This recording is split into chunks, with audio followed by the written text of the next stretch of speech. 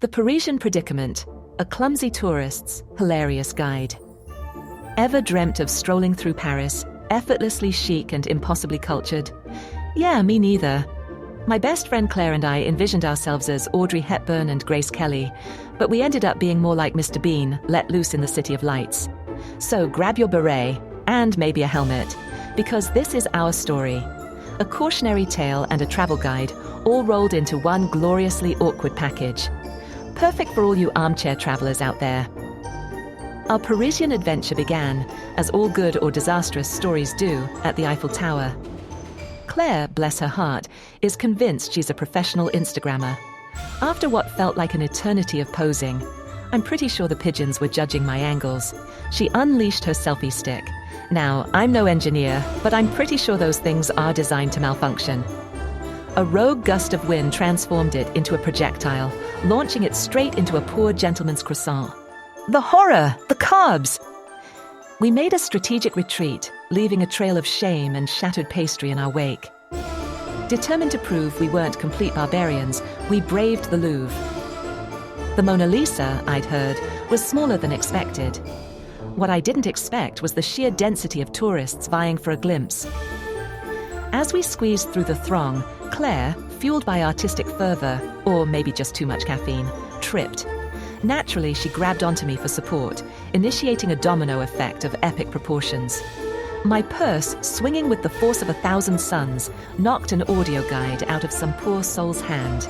Phones clattered, gasps echoed, and we vanished faster than you can say, Michelangelo. Next up, the Champs-Élysées, a street so glamorous it practically sparkles. Claire, still reeling from the Louvre incident, was determined to find the perfect designer coat.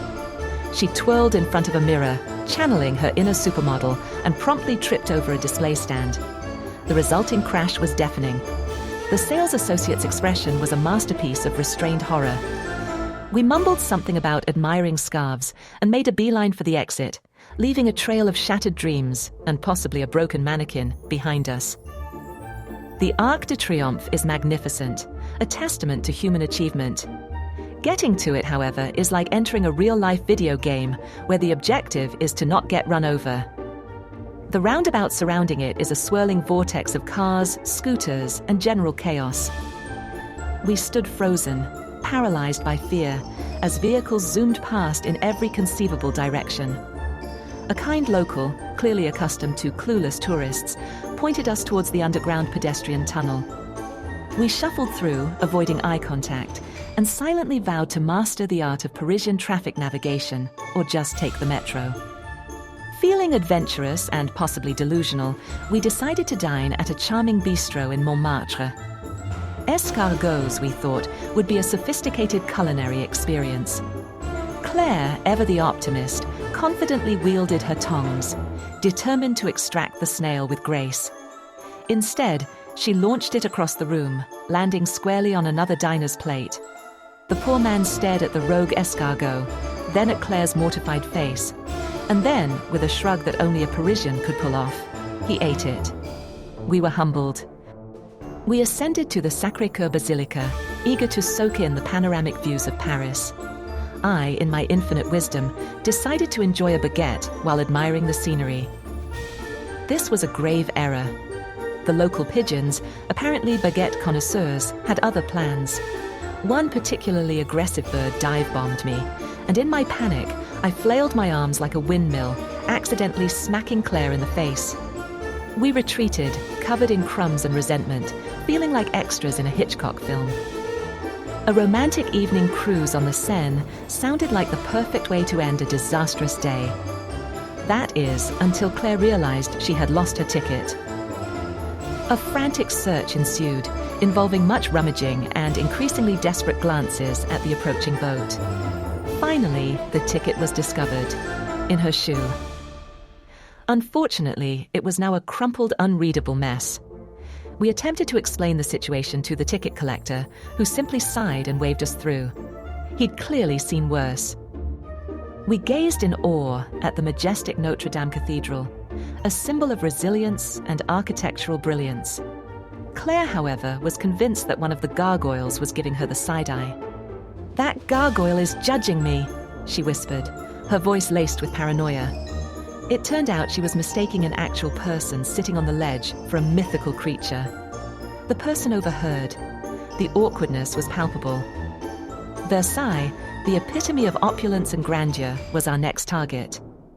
Claire, feeling particularly regal, attempted a graceful twirl near one of the fountains. She underestimated her own enthusiasm and promptly lost her balance, nearly plunging into the water. A group of tourists, mistaking her near fall for a performance, erupted in applause. We took a bow and fled, feeling like imposters in a historical drama. Our final stop was the eerie catacombs of Paris, a subterranean labyrinth filled with the bones of millions. Claire, ever the prankster, decided to jump out and scare me in the dimly lit tunnels. I screamed, loudly. So loudly, in fact, that an entire tour group behind us panicked, convinced that the catacombs were haunted. The guide was not amused. We left with a stern warning and a newfound appreciation for the sanctity of the dead. So, what did we learn from our Parisian escapade? Well, besides the fact that we're both incredibly accident-prone, we discovered that Paris is a city of beauty, history, and unpredictable disasters. It's a place where you can accidentally assault someone with a selfie stick, launch an escargot across a restaurant, and cause a mass panic in the catacombs, all in the space of a few days. Here are a few tips for fellow armchair travelers and aspiring Parisian adventurers. Embrace the chaos. Things will go wrong. Accept it, laugh about it, and move on. Learn a few basic French phrases. Excusez-moi, bonjour, and où sont les toilettes? Will get you far. Beware of pigeons. They are ruthless and will stop at nothing to get your baguette. Invest in comfortable shoes. You'll be doing a lot of walking and possibly running away from embarrassing situations. Don't be afraid to ask for help. Parisians may seem intimidating, but most are happy to assist clueless tourists. Leave the selfie stick at home. Seriously, just trust me on this one. Pack a sense of humor. You'll need it.